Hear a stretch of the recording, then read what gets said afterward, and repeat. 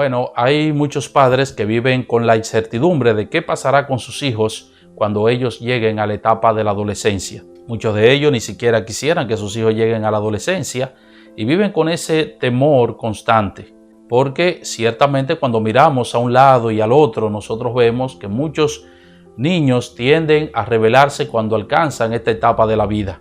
Y una vez más nosotros nos preguntamos, ¿por qué los niños tienden a ser rebeldes cuando alcanzan la adolescencia? Bueno, hay varias razones que se podrían dar aquí, pero la primera de esas razones es que nosotros debemos entender que nuestros hijos pertenecen a una raza caída que llevan consigo el germen del pecado. Y la palabra pecado, por definición, lo que significa es precisamente rebeldía. Hay dos palabras que se traducen pecado en el Nuevo Testamento. La palabra griega hamartía, que significa errar al blanco.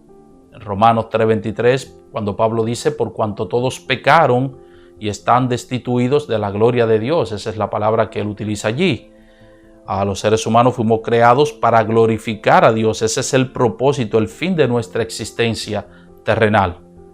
Pero precisamente cuando el hombre cayó de su estado, del estado en que fue creado, cuando nuestros primeros padres cayeron, ellos perdieron el objetivo, perdieron el propósito y el fin de su existencia. Por eso ellos yerran al blanco. Y por eso el ser humano falla al blanco, cuando falla ese objetivo por causa del pecado. La segunda palabra que se utiliza en el Nuevo Testamento, se traduce pecado, es la palabra parábasis, y esa palabra significa cruzar la línea o violar una norma establecida. Cuando el apóstol Juan dice en su primera carta que todo aquel que hace pecado, que comete pecado, infringe también la ley, viola también la ley, pues el pecado es infracción de la ley, transgresión de la ley, violar una norma establecida.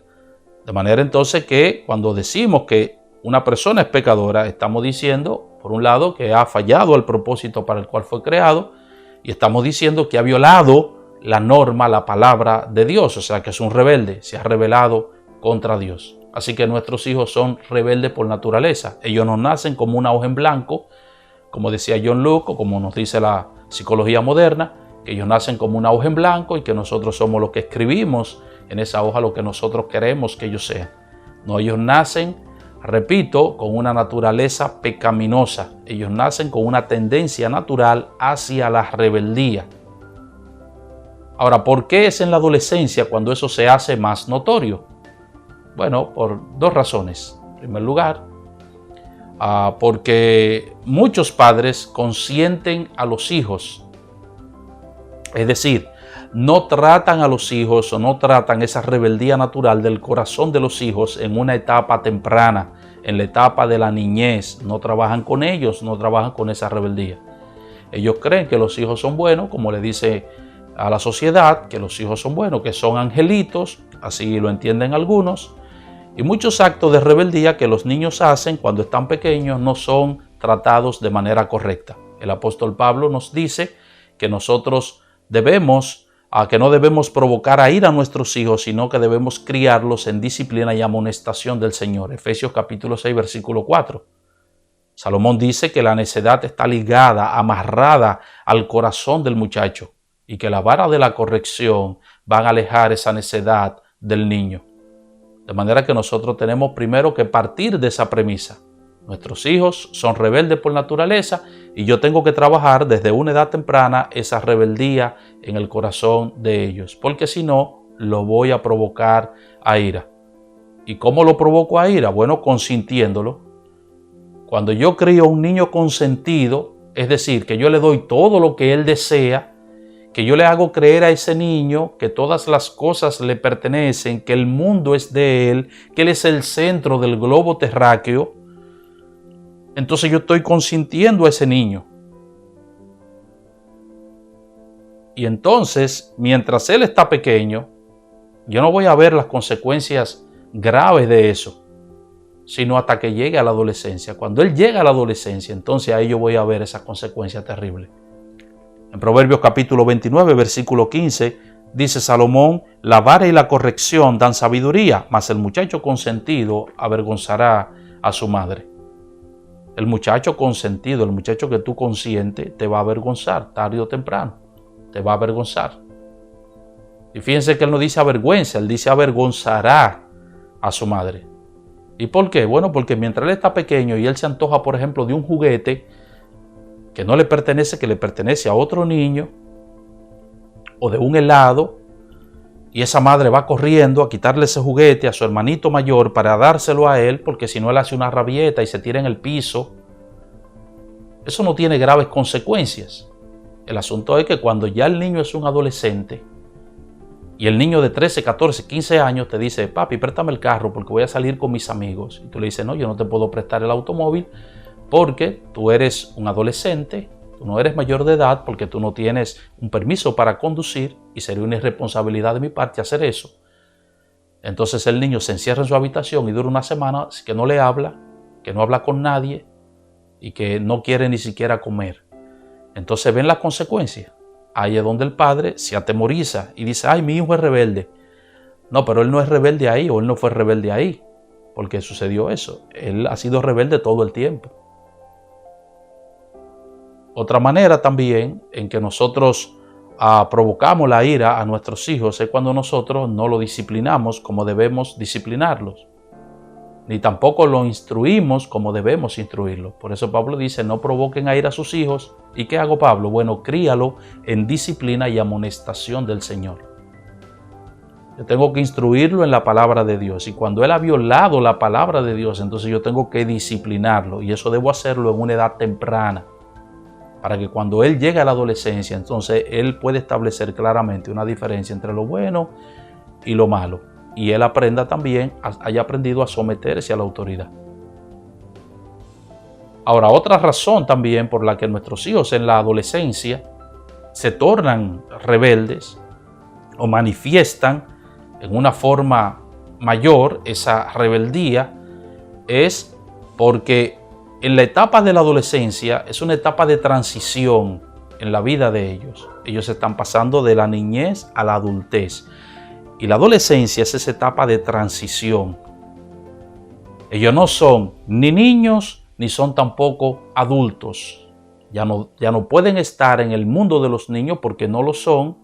Son muy grandes, están muy desarrollados, sus cuerpos han cambiado, su mente ha cambiado, sus emociones, sus afectos han cambiado, su voluntad también ha cambiado, pero no están todavía en el mundo de los adultos. Así que no se pueden comportar como adultos porque todavía no lo son. Así que es una etapa, por decirlo, de mucha confusión en la vida del niño. Es una etapa donde el niño, repito, por experimentar todos esos cambios, hay muchos temores, hay mucha ansiedad, hay mucha preocupación en la vida del niño, en la vida del adolescente. Y entonces es necesario que los padres establezcan con el adolescente un sistema de comunicación que les permita ayudar al niño en esa etapa de transición, donde él está tan confuso acerca de muchas cosas.